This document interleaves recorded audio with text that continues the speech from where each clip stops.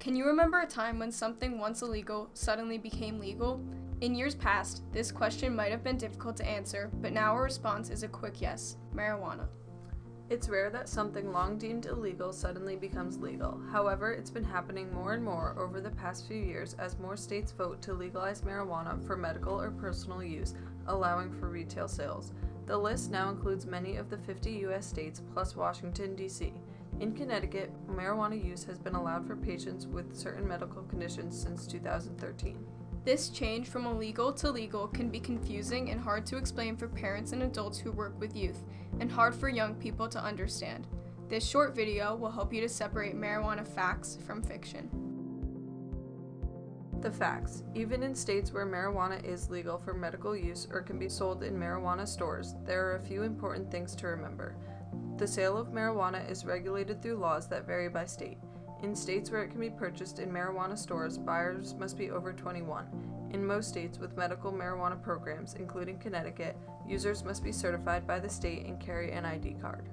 At the federal level, marijuana is still illegal, and the current administration has not shown any signs of changing its status.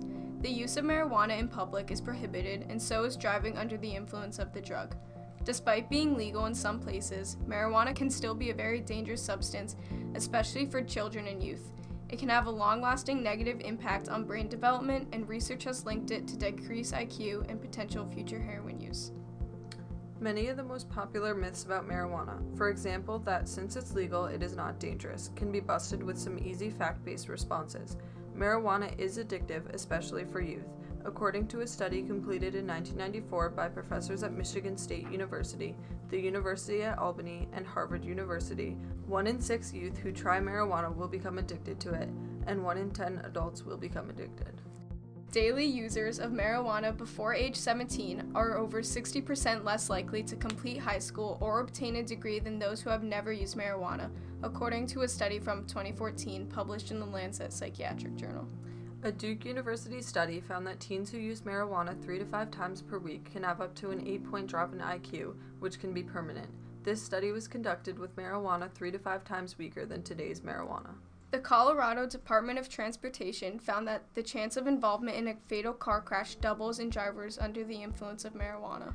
According to the CDC, people who are addicted to marijuana are 3 times more likely to be addicted to heroin, and data from the Quantitative Services suggests that Connecticut youth marijuana users are 4 times more likely to use heroin and 14 times more likely to abuse prescription painkillers.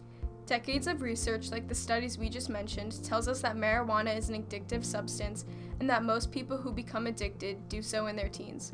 This makes the dangers to our kids very clear when legalizing marijuana for adults, since marijuana is then sold as candy, soda, gummies, ice cream, and baked goods. Both youth and adults need to have the knowledge and critical thinking skills needed to 1. Understand and react to the dangers marijuana poses to growing brains and that the damaging effects of weed can last a lifetime, and 2. Understand and work to counteract the sophisticated marketing strategies of an industry aimed at making them lifelong users of their addictive products. Please use the resources shown on the screen now to start this important conversation with the youth in your life.